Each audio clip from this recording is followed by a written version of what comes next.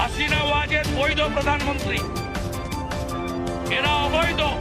হাসিনা ওয়াজেদ প্রধানমন্ত্রী হিসেবেই ঢাকাতে শাহজালাল এয়ারপোর্টে নামবেন। সাবেক প্রধানমন্ত্রী শেখ হাসিনার দেশে ফিরতে কোনো বাধা নেই বলে জানিয়েছেন স্বরাষ্ট্রমন্ত্রী সালাউদ্দিন আহমদ, বরং তাকে ফিরিয়ে দিতে ভারত সরকারকে। আসসালামু আলাইকুম ভিউয়ার্স, দেশ ও দেশের বাহির থেকে যারা আমার ভিডিওটি প্লে করেছেন জানাচ্ছি আন্তরিক শুভেচ্ছা ও অভিনন্দন। আশা করি সবাই ভালো আছেন, সুস্থ আছেন, আলহামদুলিল্লাহ। তো ভিউয়ার্স, ভারতের বিধানসভা নির্বাচনের পর পশ্চিমবঙ্গের মুখ্যমন্ত্রী শুভেন্দু অধিকারী একের পর এক বিস্ফোরক মন্তব্য করে যাচ্ছে শেখ হাসিনার প্রত্যাপনকে কেন্দ্র করে। এদিকে তার ভারতবর্ষের নিজের অস্তিত্ব রক্ষায় যেখানে দায় হয়ে পড়েছে হিন্দু মুসলিম ঐক্যজোট, এবার শুভেন্দুর পদত্যাগের আন্দোলনে নামতে যাচ্ছে অতি বিলম্বে। দর্শক, এই মুহূর্তে শুভেন্দু নিজের গতির চিন্তা না করে শেখ হাসিনাকে বাংলাদেশে 2 মাসের আলটিমেট করেছেন ফিরিয়ে দেওয়ার জন্য, এবং এর জন্য পরিবেশ তৈরি করতে নানান বিশৃঙ্খলা এবার নতুন করে বাংলাদেশ নিয়ে গেম খেলতে যাচ্ছে মোদি ও শুভেন্দু অধিকারী। আমরা জানবো যে শেখ হাসিনাকে প্রত্যাপন করতে গিয়ে বাংলাদেশকে কতটা বিশৃঙ্খলা ও কতটা কঠিন পরিস্থিতির ভিতরে ঠেলে দিতে যাচ্ছে এই ভারতীয় সরকারেরা, বিস্তারিত জানবো রিপোর্টে। সো ভিডিওতে যাওয়ার আগে ছোট রিকোয়েস্ট করবো, যারা চ্যানেলটি সাবস্ক্রাইব করেননি সকল আপডেট সবার আগে জানতে অবশ্যই চ্যানেলটি সাবস্ক্রাইব করে পাশে রাখবেন। দর্শক আসুন স্ক্রিনে। হাসিনা ওয়াজেদ বৈধ প্রধানমন্ত্রী, এরা অবৈধ। হাসিনা ওয়াজেদ প্রধানমন্ত্রী হিসেবেই ঢাকাতে শাহজালাল এয়ারপোর্টে নামবেন, স্যালুট দিয়ে নিয়ে যেতে হবে। সাবেক প্রধানমন্ত্রী শেখ হাসিনার দেশে ফিরতে কোনো বাধা নেই বলে জানিয়েছেন স্বরাষ্ট্রমন্ত্রী সালাউদ্দিন আহমদ, বরং তাকে ফিরিয়ে দিতে ভারত সরকারকে অনুরোধ করা হয়েছে বলেও জানান তিনি। সচিবালয়ে সাংবাদিকদের সাথে আলাপকালে এসব তথ্য জানান স্বরাষ্ট্রমন্ত্রী। বলেন, ভারতের পশ্চিমবঙ্গে নাগরিকত্ব আইন চালু করা তাদের অভ্যন্তরীণ বিষয়, তবে অবৈধ অনুপ্রবেশ ঠেকাতে সতর্ক রয়েছে বিজেপি। মাহবুব কবির চপলের আরও একটি রিপোর্ট। আওয়ামী লীগ তার কার্যক্রম চালিয়ে যাবে। ফাঁসির দণ্ড মাথায় নিয়ে সাবেক প্রধানমন্ত্রী শেখ হাসিনা কি দেশে ফিরবেন, এমন আলোচনা রাজনৈতিক মহলে। সম্প্রতি ভারতের হিন্দুস্তান টাইমসকে দেওয়া সাক্ষাৎকারে শেখ হাসিনা জানান তিনি শিগগিরই দেশে ফিরবেন, চালিয়ে যাবেন আইনি লড়াই। বিষয়টি সরকার কিভাবে দেখছে, এমন প্রশ্নের জবাব দেন স্বরাষ্ট্রমন্ত্রী। আমরা তো তাকে ফেরত চাই, আইনিভাবে চাই। পররাষ্ট্র মন্ত্রণালয়ের মাধ্যমে আমরা অনুরোধ করেছি, এক্সট্রাডিশন চুক্তি অনুসারে অনুরোধ করেছি। আমরা শেখ হাসিনাকে ফেরত চাই এবং আমরা চাই তিনি মামলার ফেস করুন। তো এখন যদি কেউ বলে আসতে চাই, আমরা তো তাকে চাচ্ছি ফেরত। গিরি দেশে ফিরছেন সাবেক প্রধানমন্ত্রী শেখ হাসিনা। সম্প্রতি ভারতীয় গণমাধ্যমে তার প্রকাশিত এক সাক্ষাৎকারে এমনই ঘোষণা দেন তিনি, যদিও এখনও কার্যক্রম নিষিদ্ধ রয়েছে তার দল আওয়ামী লীগের। এছাড়া মানবতা বিরোধী মামলায় মৃত্যুদণ্ডপ্রাপ্ত আসামিও শেখ হাসিনা। এমন প্রেক্ষাপটে তার দেশে আসার ঘোষণা রাজনৈতিক অঙ্গনে নতুন করে আলোচনা ও নানা জল্পনা কল্পনার জন্ম দিয়েছে। বিশ্লেষকদের কেউ এটিকে রাজনীতিতে নতুন সমীকরণের ইঙ্গিত হিসেবে দেখছেন, আবার কেউ মনে করছেন এটি একটি রাজনৈতিক অবস্থান বা কৌশলগত বার্তা। প্রকৃতপক্ষে শেখ হাসিনার দেশে ফিরে এসে সক্রিয়ভাবে আইনি প্রক্রিয়ার মুখোমুখি হওয়ার বাস্তব কোনো সম্ভাবনা আপাতত নেই। অন্যদিকে বিএনপি, জামায়াতে ইসলামী ও জাতীয় নাগরিক পার্টি এনসিপি সহ বিভিন্ন রাজনৈতিক দলের নেতারা বলছেন, শুধু বিচারিক প্রক্রিয়ার মুখোমুখি হওয়ার জন্য বাংলাদেশে শেখ হাসিনাকে ফিরে আসতে হবে। কার কাছে শিখলাম? এই যে রাধুনী রেডিমিক্স গরুর মাংসের মশলা, গরু রান্নায় গুরু হওয়া কোনো ব্যাপারই না। কারণ যে পরিস্থিতিতে তাকে দেশ ছাড়তে হয়েছিল সেটি ছিল ব্যাপক জন অসন্তোষ ও গণপ্রতিরোধের প্রেক্ষাপট। ফলে এখন তার দেশে ফিরে রাজনীতি করার বাস্তবতা নেই। যদিও আওয়ামী লীগ নেতাদের দাবি, শেখ হাসিনার দেশে ফেরার প্রশ্নে মামলা বা বিচারিক প্রক্রিয়া কোনো বাধা নয়, কারণ অতীতেও তিনি নানা প্রতিকূলতা অতিক্রম করেই দেশে ফিরেছেন। এবারও রাজনৈতিকভাবে থামিয়ে রাখা সম্ভব হবে না।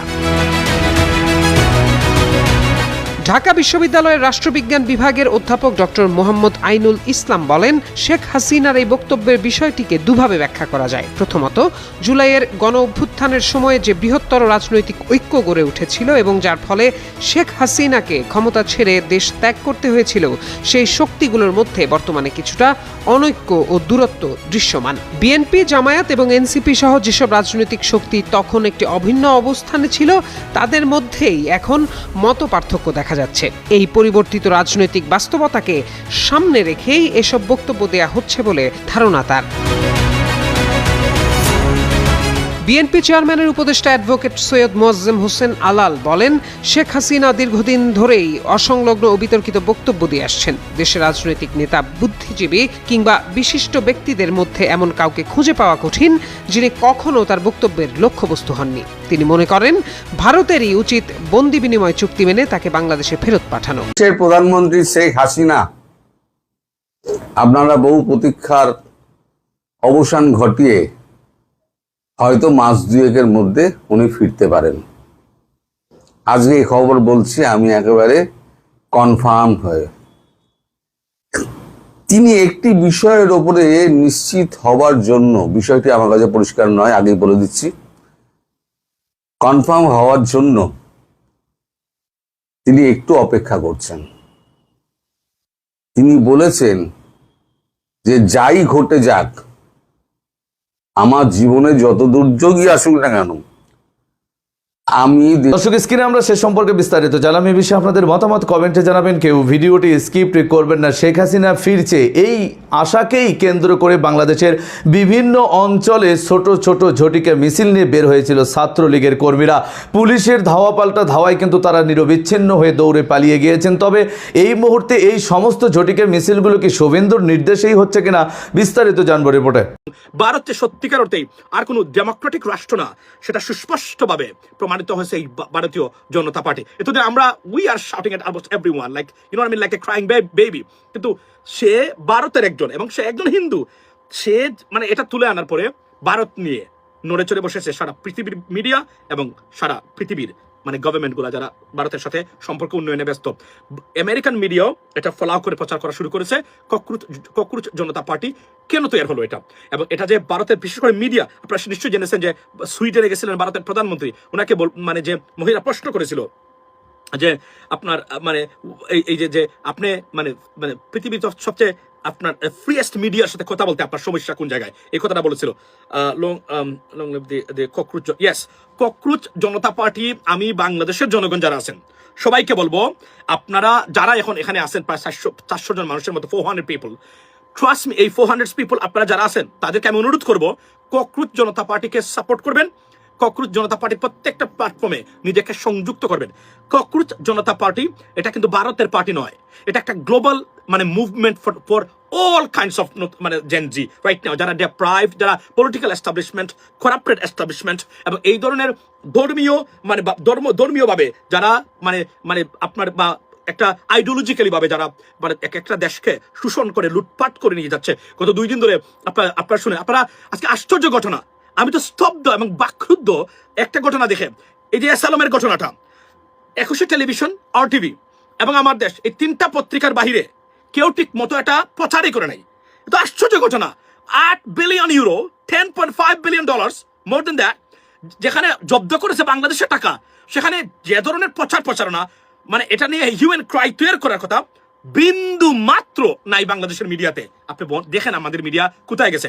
বাংলাদেশের মিডিয়া কেউ আমাদেরকে ধরতে হবে, কেননা বাংলাদেশের মিডিয়া বাংলাদেশের গণতন্ত্রের মানে গণতন্ত্র বা সুশাসনের জন্য যতটা যে একটা এলিমেন্টস অন্তরায়, তার মধ্যে মিডিয়া অন্যতম। বিশেষ করে ফেইল্ড, আনএডুকেটেড, অদক্ষ, অপদার্থ, দলীয়ভাবে মানে বিক্রি হওয়া এবং এই যে ভারতীয় এজেন্ট যারা মানে বিভিন্নভাবে আছে, এরাই হচ্ছে বাংলাদেশের গণতন্ত্র বা সুশাসনের পথে অন্যতম অন্তরায়। মানে মানে বাট অথচ বিসাইডস তারা থাকার কথা সবচেয়ে বড় বন্ধু এবং সহায়ক গণতন্ত্র এবং সুশাসনের পক্ষের শক্তি হিসাবে, লেডিস এন্ড জেন্টলম্যান। সো এটা হলো, এবং আজকে এই যে ককরোচ এবং নতুন জেনজি, তারা যদি সঠিকভাবে কাজ করে এবং তাদের ব্রেন কাজ করে, কি করতে পারে সেটা বাংলাদেশ দেখিয়েছে। এবং এই যে এই ভদ্রলোক কিন্তু এখন বর্তমানে দেখাচ্ছেন। এবং আপনি দেখেন BTS রোনালদোর সাথে তাকে তুলনা করা হচ্ছে এই মুহূর্তে। একজন সাধারণ একজন ইন্ডিয়ান যে যুক্তরাষ্ট্রে থাকে, পড়ালেখা করেছে মাত্র এবং পড়ালেখা করে পাশ করেছে মাত্র, এখনো সে আমেরিকান সিটিজেন না, গ্রিন কার্ড হোল্ডার না, কোনো কিছুই না, কিন্তু একটা ক্রেজ বা সেন্সেশন তৈরি করেছে আপনার এই সোশ্যাল মিডিয়াতে। আচ্ছা, আমার একজন বলছে সঞ্জিত দাস, জয় শ্রীরাম। দেখেন Jai Shriram, let me be clear, make it clear that Jai Shriram এটা আপনাদের ধর্মীয় স্লোগান হতে পারে। I have no problem with that, to be honest with you. But it is problematic when you guys impose it to other religious people or religions. This is where the problem started. So আমি আপনাদেরকে বলবো যে আপনারা দর্শক, স্ক্রিনে আমরা সে সম্পর্কে বিস্তারিত জানলাম। সো ভিডিও এই পর্যন্ত, ভালো লাগলে লাইক অ্যান্ড কমেন্ট করবেন। দেশের সকল আপডেট সবার আগে জানতে অবশ্যই চ্যানেলটি সাবস্ক্রাইব করে পাশে রাখবেন। দেখা হবে পরবর্তী ভিডিওতে ইনশাআল্লাহ। আসসালামু আলাইকুম ওয়া রাহমাতুল্লাহ।